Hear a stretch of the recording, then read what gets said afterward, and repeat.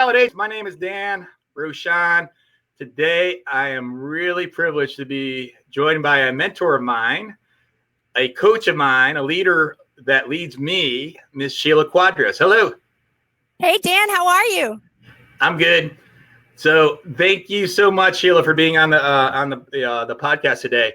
And I'll tell you a little bit about Sheila, but I'll ask you so you can tell more about yourself. But let me tell the audience who Sheila is to me. Sheila's the team leader of the Keller Williams Realty in Falls Church, Virginia, of which I'm affiliated with, and has for the last 10 months that I've been affiliated with that brokerage, has really been a really great mentor of mine, has been a great coach of mine, and somebody that really has my back. And so I want to thank you before we get started for being that to me, Sheila.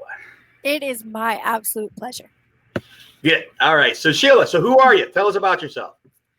So I am first and foremost the wife of an incredible man by the name of Eric Cuadros. I'm the mom of two beautiful little boys, Xander and Maverick. I am the team leader of our Keller Williams Falls Church Market Center, where I have about 225 agents that I have the pleasure of being their servant leader. I love to coach and train people. And I started out in real estate probably about 12 years ago. And I've been doing real estate ever since. And it's a passion of mine, without a doubt. Well, thanks again. So Sheila, during the 12 years of experience of selling on your own and as a part of a team and leading others in various capacities, and now you're leading a huge team, one of the largest teams in the country of 225 agents. What's been, let's just take sort of that and sort of dissect that. And then I want to, I want you to coach me right now, right? That's why I asked you on here, right? I love it. What have you learned from that experience of, like, what's a common thing that you see an agent do that when they do it, it leads to success? So I say this often, and I almost sound like a broken record sometimes. I think the number one thing that people need to get in their minds is consistency. I think when you're consistent in your behavior and you do what needs to be done on a daily basis, almost to the point of it becoming monotonous, I think that you find success on the other side. And once you lay that foundation, everything else becomes easier. So I tell agents, listen, you don't necessarily have to lead generate for a lifetime, but you do have to lead generate for a certain amount of time to build the foundation so that you have a springboard to bounce off of. So sometimes I think they get overwhelmed with the immensity of, oh gosh, I can't do this every day for the rest of my life. Well, don't think about it that way. Think about, I got to do it for the next couple of months, or I've got to do it for a year before I can move on to the next step, whatever that looks like. So consistency in your actions of who you're being. Is there some sort of consistency of actions that you see with the understanding that, hey, you may not, if you hate doing this lead generation thing, I get it, right? But it is the foundation of business, is to have business. So if I'm a new agent, what would you tell me today to sort of get my business started? So the first thing I would do is I've got to dig down to find out who Dan is, right? Because Dan might be somebody that's good on the phones and that likes to get, onto the calls and talk to people. Or Dan might be somebody that's really good face-to-face, one-on-one with people. Dan might have a niche that he likes. He might be in a kayaking group, or he might be the head of the PTA, or he might go hiking with a group. So I have to find out a little bit about who you are. Once I find out about who you are, then I can tap into what I feel is going to be your specialty, the thing that you're going to do best. And I think that when you build relationships, because I do believe 100% that real estate is a contact sport, no pun intended, you have to be in relationships with people, whomever that may be. So that's what I would do. I would find out what are your likes and dislikes, because if I tell you to hit the phones and you're not a phone person, you're not going to do it. If I tell you to go out and talk to people and that's not what you like, then you're not going to do that either. So we really have to drill down to what will you be willing to do to be successful? So it's really about understanding my strengths and then coaching me to my strengths to optimize those rather than taking a look at my weaknesses. And then understanding that, well, because we all have weaknesses. Absolutely. And if you have a weakness, well, let's figure out a way that we can sort of supplement that and keep you in your strength zone. And now we found that you're in your strength zone. It goes back to the consistency that you were saying. You're going to more consistently be in action of doing what you love to do. Do I understand that correctly? 100%. Okay. 100%.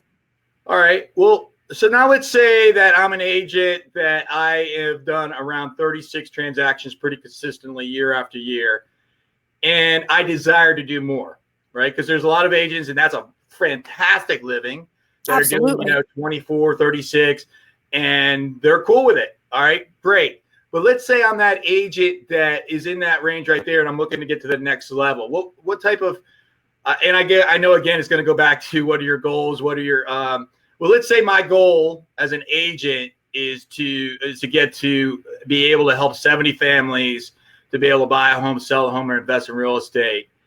And let's assume that I have the strengths that I'm optimizing in regards to my lead generation. What would you tell me at that point?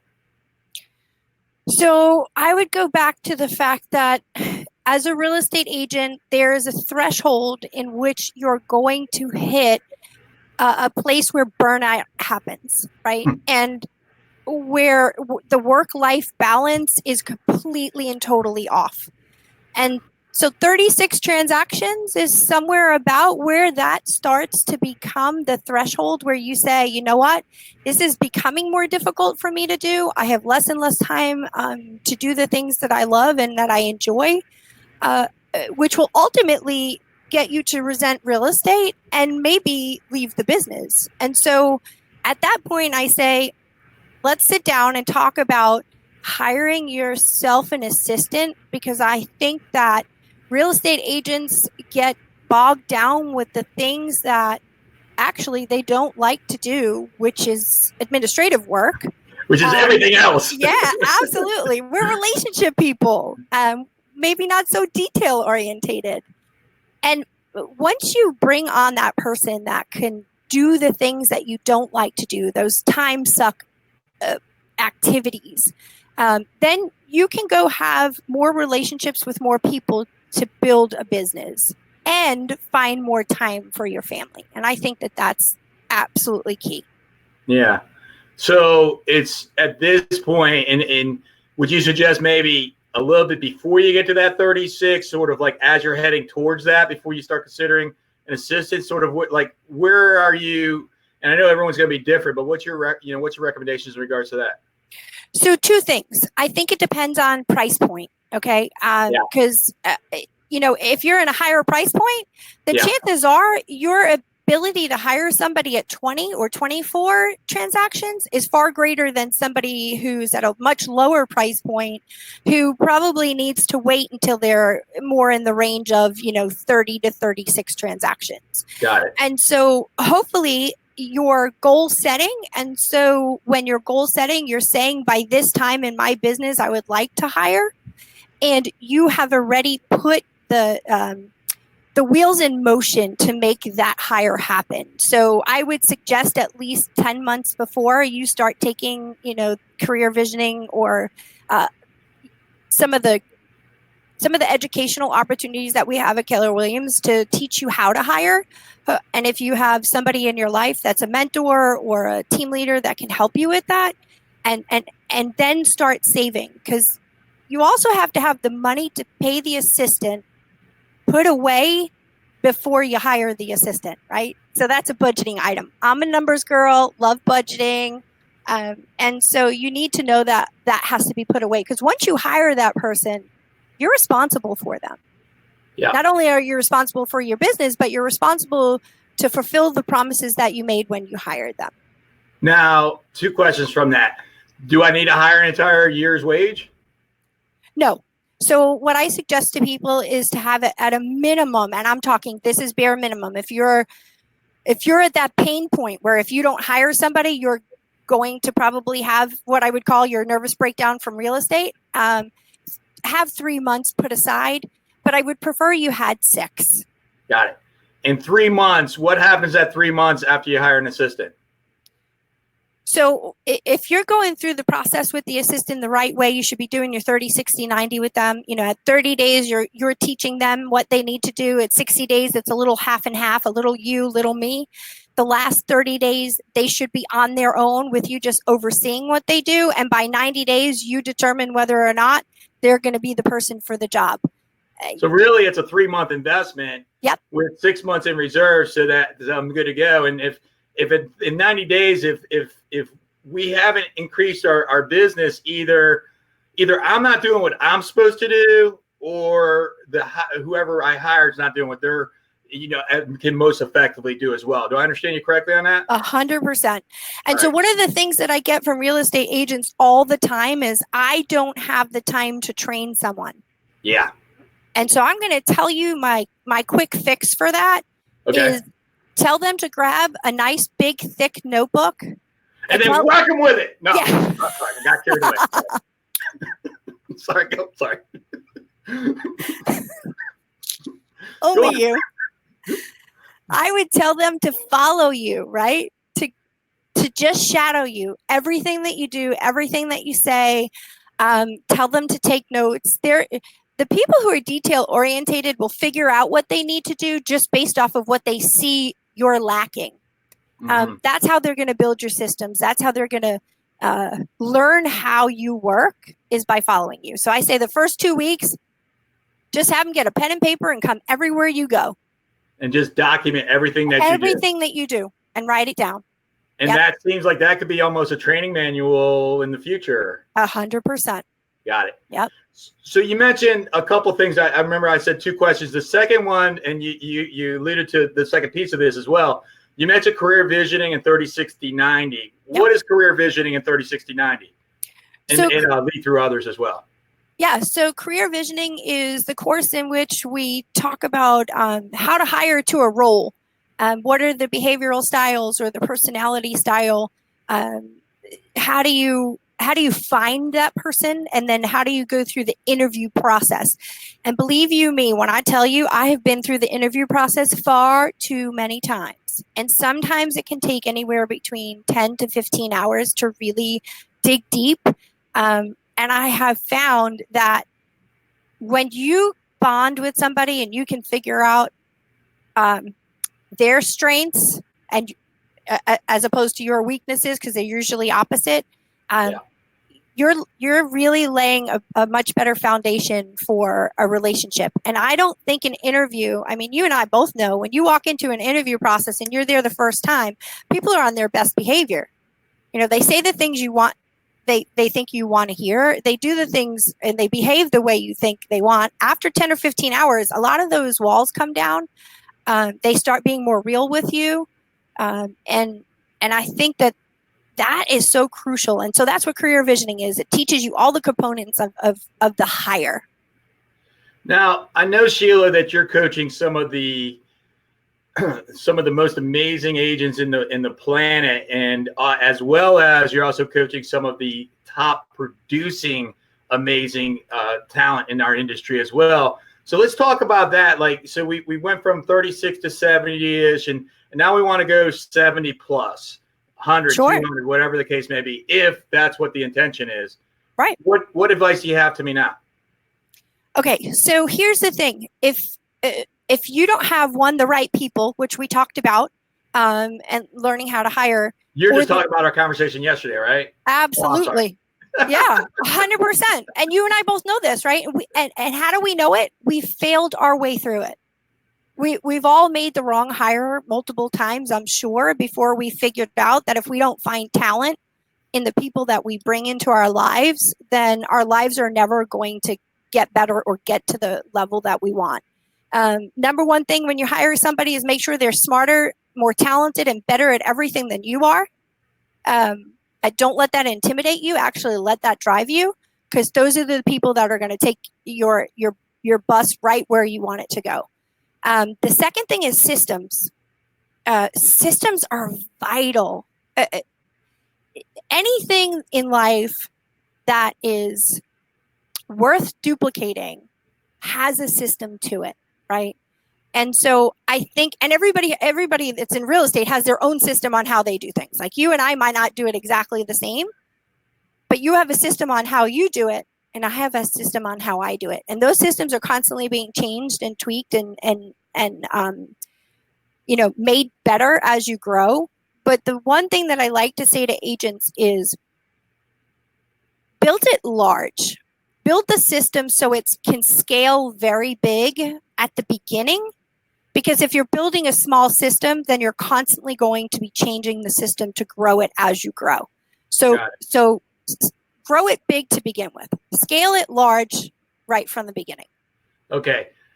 So I'm seeing a consistency here in the conversation, whether it be in that beginning level, et cetera. And to sum it up, let me sum it up and then let me repeat back what I heard is at the beginning, it's all about lead generation. Yep. And then on top of that, it's about organization building. Absolutely. And then on top of that, it's about leadership. Oh, 100%. Is that right? Yep. Okay. And then what I hear as a common theme as you walk us through that is I hear that it's about having the right people and having the right systems, which said in another way, it's about having the right leverage. 100%. Got it. Yep. Okay. So we're talking about lead generation. We're talking about having the right systems and the right people, and then build it in a manner that you can scale it. 100%. Yep, you got it. That's so large that you can attract highly talented people to you. And you will at that point. Sure. Right? Because people want to be with people who have a vision and can see things that grow. Nobody wants to stay stagnant. And if they do, they're the wrong people. Got it. Right? Got it. Yeah. Wrong for your business, right? Absolutely. Yeah, got it. Mm-hmm. So what's a common mistake that you've seen real estate agents make? Oh gosh, it's the same mistake all the time, never changes, every single time, is real estate agents get super busy, and instead of hiring the admin person, they go and get themselves a buyer's agent. Yeah. They're tired of actually showing houses. They want somebody else to do the work for them. And what they don't realize is that they're giving away a bulk of their money in order to do that, instead of hiring somebody that's salaried to really take things off them that they don't like doing, right? It's the stuff that they don't like doing that's stopping them and holding them back. It's not the showing of the houses. Got it. So it's like, if I could take all that other stuff and whittle it down to the 5 things that I know you and I have talked about, which is lead generate, lead convert, go on appointments, negotiate, and script and role play. The quicker that I get to those 5, understanding that there's 10,000 things that we have to do as agents, and as I can move towards those 5, then I'll be more successful. Is that what I'm hearing you?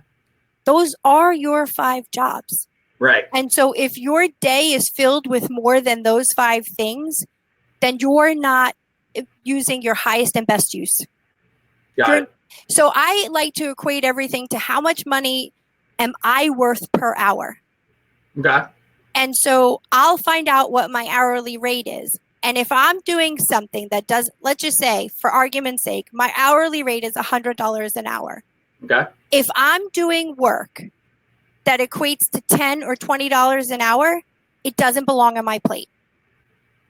Meaning I can hire somebody. I can hire somebody to do it. Right. Because I need to stay in the $100 an hour activity. That's meeting people. That's doing through lead generation. That's following up with the people I've already met. That's negotiating contracts, going on appointments, and script and role play. Right. So practicing your craft. Absolutely. Okay.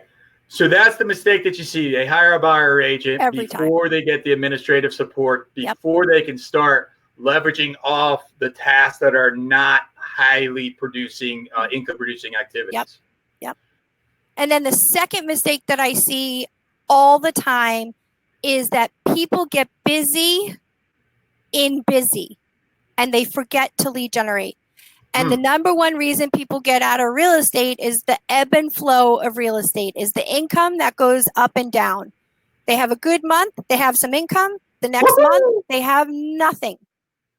Because all of a sudden what happened is they're home inspection became important, and their showing of houses became important, and their closing became important. What's important is consistency, and that only happens when you time block for lead generation every single day at the same time, and you do it over and over and over again.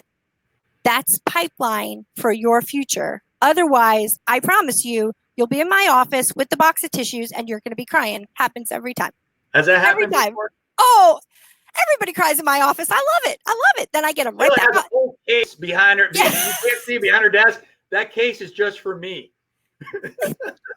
It's funny because I tell everybody when they come to the office, at some point you're going to sit in my office and you're going to use a box of tissues, and it's perfectly okay. I think people at first believe that this works a different kind of way, and it doesn't. If you can't lead generate, you shouldn't be a real estate agent, period. Yeah, that's the foundation. That's the foundation of everything. Yep, absolutely. So, I also heard you say, as you were going through that, about the, about lead generation, and I heard you say about the home inspections and all those things that are going to take your time away, which we know are vitally important. Yet, if you backtrack of what Sheila just said about hiring that administrative support, and then you backtrack even further about having those systems in place, now you've got the resources to be able to help you with those things that really, they are really important. They are important. They're Absolutely. just not going to make you money. Right. Exactly. Absolutely. Sheila, how do you define success?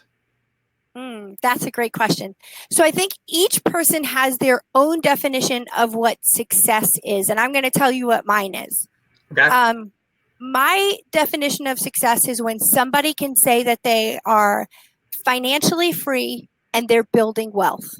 And when I say building wealth, I don't mean they have a bank load of money and that they're living high on the hog. That's not what I mean. I mean that they're smart with they pay off any debt, they have no debt, and they are building a future for themselves. So they're buying investment properties, or they have several streams of passive income. I play a game, Eric and it's pretty awesome. We wanted 3 streams of income, passive income. And then we jumped and we went to 5 and we went to 7. We're currently at 15 streams of passive income. Whoa. Congratulations. For me, that's success, because I have 2 little boys that I know Eric and I want to give the world to. There's nothing we want to hold back from them. And we can't do that if we have financial burdens. We can't do that if there's a ton of debt on top of us. We can't do that if something happens to me or something happens to him and our income ceases. And so success to me is financial freedom and wealth building for your future. There's something that I heard you say, Sheila. You may not realize that you said this. I want to make sure everyone that's watching this heard a word that Sheila just said when she described that, which was, I play a game. Mm-hmm. Right? Tell us a little bit more about that. What does that mean to you? So I found that when you have to do something that's uncomfortable, one of the easiest ways to do it is to play a game around it. And I know the one I like to do it with is saving, right? Okay. So my husband calls me the squirrel. I like to save money and put it in places. I even have places like hiding places with some cash. Like I've got bank accounts with money. He does, that we don't touch. But it all started as a game. How much money could I put away?